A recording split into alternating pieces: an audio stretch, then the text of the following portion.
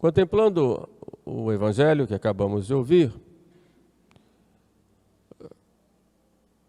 muitas coisas podem nos levar à reflexão e à aplicação à nossa vida como católicos. Pegaria alguns pontos para meditar, começando pelo fato de Jesus chegar às margens do lago de Genezaré, já no começo da sua vida pública, e acompanhado por uma multidão que ia para ouvir a palavra de Deus. O povo tem sede da palavra de Deus, e a ignorância dessa palavra é causa de muitos pecados e de muitos males na humanidade. Por isso ainda é premente a necessidade da pregação do Evangelho.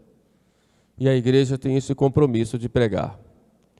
Jesus, quando começa a pregar, ele entra na barca de Pedro. Como vimos, havia duas barcas. Ele entra na barca de Pedro e se afasta um pouco da margem.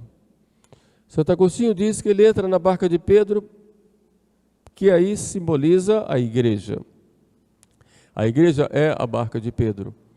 E se afasta um pouco da margem exatamente para mostrar aos homens que, embora nós estejamos na terra, nós temos que falar da vida eterna, mas temos que viver na terra procurando transformar este mundo de acordo com o Evangelho. A barca de Pedro é a igreja, como eu disse.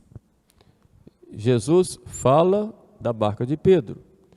Portanto, de onde que Jesus fala para nós? Fala da igreja. A igreja tem três missões, ou um tríplice poder. O poder de governar, conduzir os homens à vida eterna, o poder de santificar, através dos sacramentos, e o poder de ensinar. Por isso Cristo disse para os apóstolos e para a igreja: ide pelo mundo inteiro e ensinai. Ide e pregai o Evangelho a toda criatura. Os apóstolos foram, ensinaram, pregaram muito. E a igreja continua pregando o Evangelho, desde o tempo dos apóstolos até os dias de hoje e até o fim dos tempos. Onde é que nós vamos então ouvir a palavra de Deus? Dentro da igreja. É verdade que aparece muita gente ensinando, e diz que está ensinando em nome de Jesus, mas as credenciais, onde estão? Só quem dá as credenciais para a pregação do Evangelho de Jesus Cristo é a igreja. Se alguém vem pregando um Evangelho diferente do Evangelho da igreja, aí diz São Paulo: se algum de nós, ou até mesmo um anjo, vier pregando um evangelho diferente daquele que eu tenho anunciado, seja excomungado, ou seja anátema, ou seja amaldiçoado. E que evangelho é este que Paulo prega? O evangelho que ele recebe de Cristo, que confere com Pedro, que recebe dos apóstolos. Então nós temos que ter esse critério sempre, quando nós vamos ouvir a palavra de Deus. O que é que diz a igreja? O que é que a igreja ensina? Porque a igreja, sim, ela tem a promessa de Jesus Cristo da assistência do Espírito Santo. Não cada um em particular, como dizia Lutero, que cada pessoa poderia pegar a Bíblia e interpretar, que o Espírito Santo vinha ali e dava a interpretação. É o chamado livre exame. E foi o fruto desse livre exame de Lutero que fez com que hoje existissem milhares de seitas protestantes e que dizem que são igreja de Cristo, ou dizem que seguem o Evangelho e cada vez se dividem mais. Nós católicos, nós temos uma certeza, a certeza da garantia que Cristo deu à igreja através do magistério, e o magistério que traz para nós a Sagrada Escritura, que é uma das fontes da revelação, e a tradição. E quando eu digo tradição aqui, é tradição com T maiúsculo, ou seja, tudo aquilo que Jesus Cristo ensinou, que não foi escrito e que nos foi trazido, e é uma tradição viva, ou seja, uma tradição que continua sempre em consonância com tudo aquilo que foi ensinado, desde a era apostólica até os dias de hoje. Então, há duas fontes da revelação de Deus à humanidade, a Sagrada Escritura e a tradição. Mas quem é que traz isso para nós? O magistério da Igreja, que em Jesus Cristo prometeu a assistência do Espírito Santo. Isso nos dá uma tranquilidade. A Igreja aqui, com o seu magistério, nos ensina o que é que nós devemos crer, o que é que devemos fazer, a moral, né? E os meios de santificação, que, como eu disse, que são os sacramentos. Então nós temos a garantia dada pelo próprio Jesus Cristo.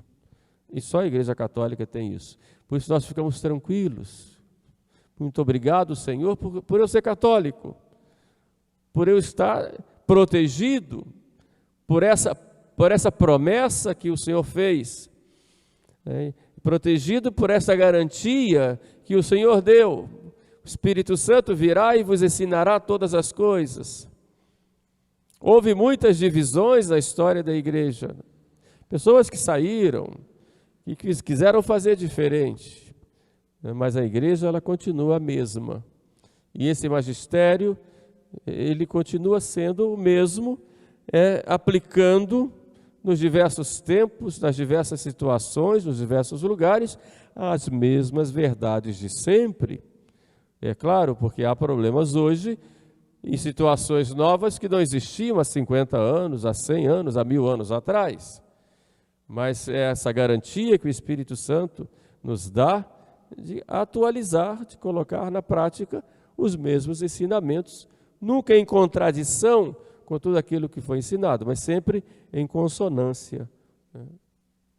As mesmas verdades, agora compreendidas num certo aspecto que talvez antes não tivessem sido tão entendidas, até porque não havia necessidade.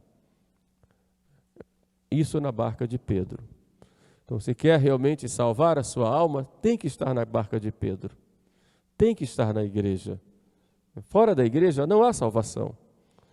Agora, a pessoa pode até se salvar se estiver fora do corpo da igreja, no sentido jurídico, mas internamente já tem que ter pelo menos o desejo de viver a verdade que Jesus ensinou na igreja. Se ele sem culpa própria, notem, sem culpa própria, não conhece, mas tem o desejo de conhecer, é claro que ninguém vai se perder sem culpa própria. Nosso Senhor vai dar a graça necessária para que a pessoa conheça e alcance assim a vida eterna. Um segundo ponto do Evangelho de hoje, nós vamos ver, Jesus Cristo pede a Pedro, duquinalton, vá para águas mais profundas. Aqui a tradução coloca, faze-te ao largo. O sentido é um pouquinho diferente. É duquinalton, quer dizer, vá para o meio do mar, né? Vá para águas mais profundas. É um desafio que Jesus faz a Pedro. E lança as redes. E Pedro, então, dialoga com Jesus. Pedro era um homem super experiente no trabalho da pesca, né? E disse, mas mestre, nós tentamos a noite inteira e não pegamos nada. Mas, em teu nome, ou na tua palavra, eu lançarei as redes. O que quer dizer isso para nós? Na tua palavra. Será que nós fazemos as coisas na palavra de Deus, ou na palavra de Jesus? Dizer na tua palavra significa, até agora eu trabalhei sozinho, segundo os meus critérios, segundo a minha vontade, mas agora eu vou fazer segundo os teus critérios, segundo a tua vontade, segundo a tua palavra, segundo a tua pessoa. É uma grande lição que Nosso Senhor nos dá, porque depois vem a pesca. Se nós fazemos as coisas para agradar a Deus ou para agradar a nós mesmos? Se nós trabalhamos na igreja ou no mundo, qual é o nosso fim? Qual é o nosso objetivo? Qual é a nossa intenção? Jesus fala lá no Sermão da Montanha, Bem-aventurados os puros de coração, porque estes verão a Deus. Que pureza de intenção nós temos quando fazemos as coisas. Que atitudes nós temos para com Deus. O que é religião para mim? É apenas um chegar para Deus e cobrar de Deus as coisas para obter favores? Ou é essa entrega? A palavra religião vem do verbo latino religare, a interpretação que Santo Agostinho dá, religare, ou seja, uma ligação nossa com Deus. E para que fim Deus nos criou? Exatamente para isso, para nós vivemos essa ligação com Ele, nessa comunhão com Ele. Então a religião que vai fazer, e eu digo religião não como religião católica, religião espírita, religião como instituição, mas digo religião no sentido de virtude, porque a religião também é uma virtude. Claro que essa virtude vai ser praticada dentro da igreja, mas é uma virtude, essa ligação nossa com Deus. Como ela vai acontecer? Eu vou a Deus para cobrar de Deus, para ter uma relação comercial com Deus. Eu vou dar o louvor, vou à missa todos os domingos, vou me confessar, vou comungar, vou fazer o bem para todo mundo, mas eu quero de volta paz, harmonia, tranquilidade, família feliz, dinheiro no bolso, comida na mesa, casa. Quer dizer, então estou fazendo com Deus o quê? Um ato de amor ou um ato de investimento? Qual é o sentido que eu tenho desse meu relacionamento com Deus? É claro que em tudo eu preciso da graça. Então o meu relacionamento com Deus deve ser de humildade e de confiança, sabendo que tudo depende dEle, embora eu tenha que fazer a minha parte. Então o objetivo é esta comunhão com Deus, que é feita por Deus, pela graça. No teu nome eu lançarei as redes. Então é Deus que nos impulsiona no dia a dia para fazermos as coisas boas. Nós, de São Paulo, não podemos ter sequer um bom pensamento. E São Tomás completa, em ordem da vida eterna, sem a graça de Deus. Então nós temos que confiar na graça sempre, sempre. Pela graça de Deus sou o que sou, acrescenta o apóstolo. Pela graça de Deus sou o que sou. E a graça de Deus não foi estéril em mim. Então quando você vai fazer as coisas, confia em si mesmo ou confia na graça? É claro que faz a sua parte, mas sabe que é a graça que vai fazer agir. Então tem que confiar na graça. Então tem que ter humildade. Tem que saber pedir com humildade. No teu nome lançarei as redes. Por que ele não conseguiu antes? Porque não foi com Jesus. Então quando fazemos as coisas, é com Jesus ou sem Jesus? Aí é que está a questão. Então vamos procurar, até na nossa vida espiritual, né? Acontece isso quantas vezes? Nós fazemos tantos planos, tantos projetos. Eu vou agora vencer tal pecado, vencer tal defeito, vou me corrigir, né? A sair do confessionário todo feliz, né? Sair quase que voando, flutuando. Agora eu sou uma nova criatura e vou trabalhar, e vou ajudar a igreja, e vou rezar mais, e vou fazer isso, fazer aquilo, não vou mais fazer tal coisa, não vou mais a tal lugar, não vou ter mais contato com tal pessoa, etc, etc. Eu.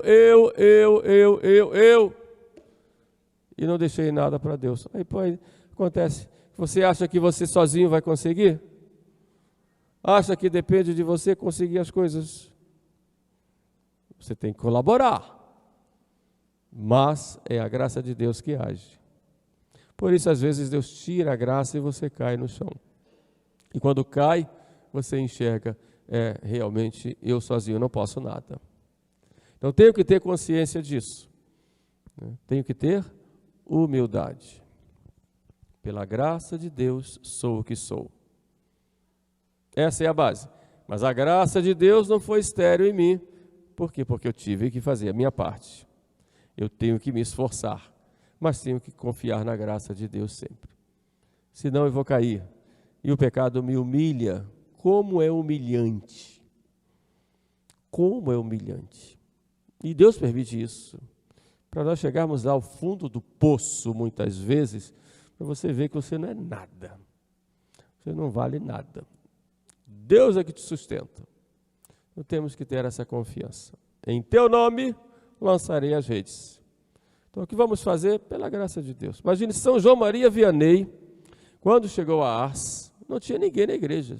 Umas senhorinhas lá, muito bondosas, a igreja toda vazia, não tinha nada. O povo todo lá nos bailes, em casa, a igreja caindo aos pedaços. O que fez São João Maria Vianney? Meu Deus do céu, e agora? Quando ele foi para lá, o vigário-geral disse, vai para Ars. Lá precisa colocar um pouco do amor de Deus. Cabe a vossa reverendíssima fazer isso. Mas quando ele foi nomeado para Ars, disseram, em Ars não tem mais nada o que fazer. E ele disse, então tem tudo o que fazer. E qual foi a primeira atitude dele? O sacrário. Foi chorar diante do sacrário, passava as noites já diante do sacrário, chorando, Senhor, converte a minha paróquia, converte a minha paróquia. E começou a rezar, a fazer penitência, mandou a empregada embora, agora começou a batatas e cozinhava as batatas, aquelas batatas ficavam lá até mofas, e ele se alimentava das batatas e ficava lá fazendo penitência, usava disciplina, oração, sacrifícios pela conversão da sua paróquia. Depois viu que a igreja estava realmente caindo aos pedaços, começou a consertar, chamou uns pedreiros, ele mesmo pegava, fazia a massa, enfeitou para tornar mais bonita, mais interessante, mais atraente.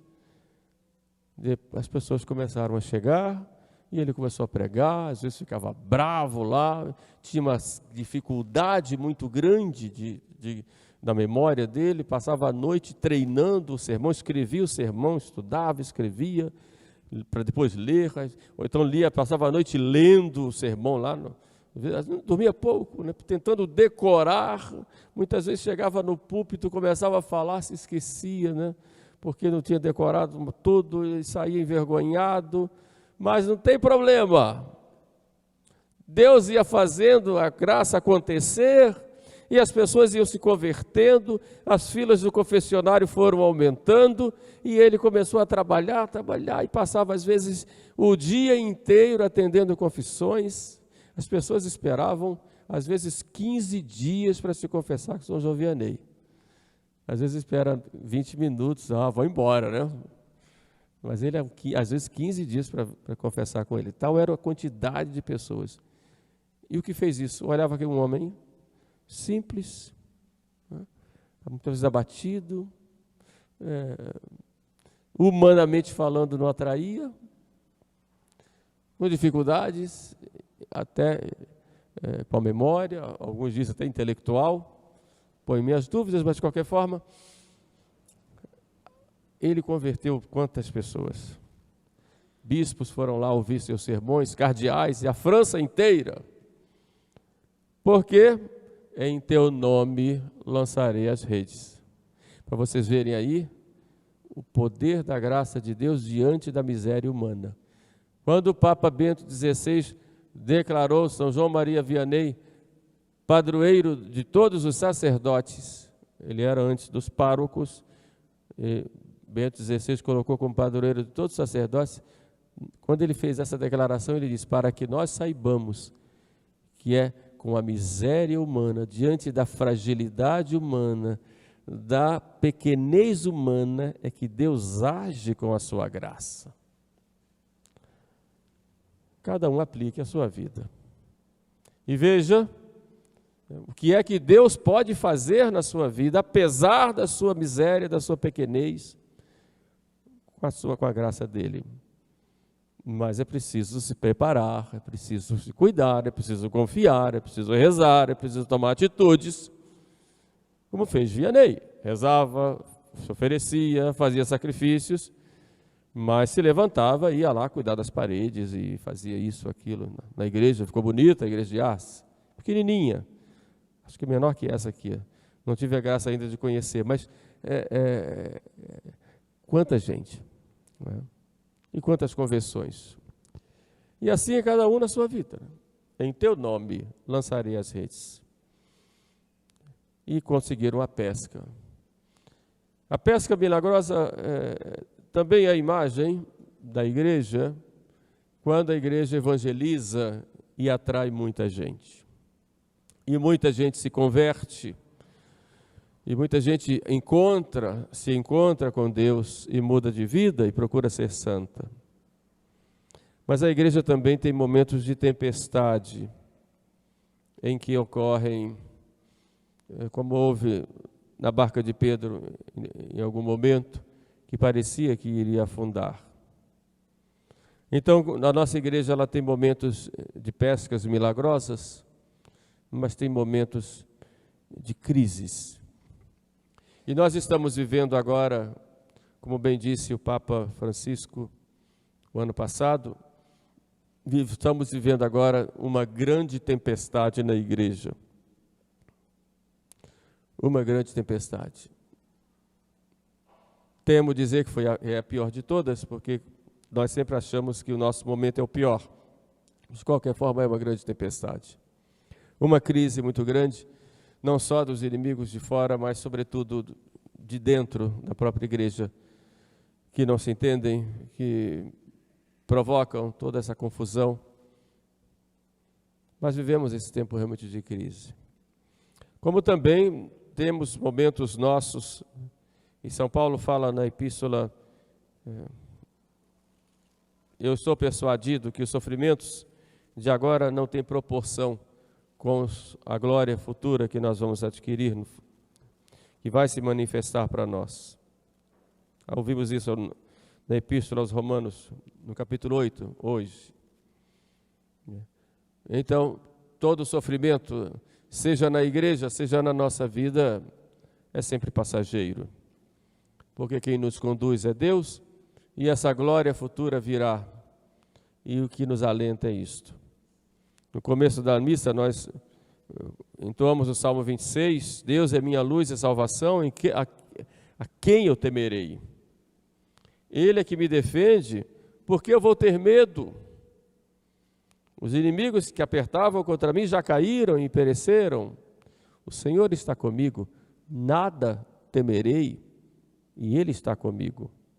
Seja isso na igreja, não temos o que temer, vamos fazer a vontade de Deus, cumprir o que nós temos que cumprir todos os dias, buscando viver na doutrina, viver o Evangelho, fazer a nossa parte, né? E vamos deixar Deus agir, fazendo a nossa parte. Não temos nada o que temer, né? Deus está comigo e Jesus já venceu tudo, seja na igreja, seja com relação à igreja, seja com relação à nossa vida. Então, com essa confiança, com essa entrega, nós vamos caminhando no dia a dia.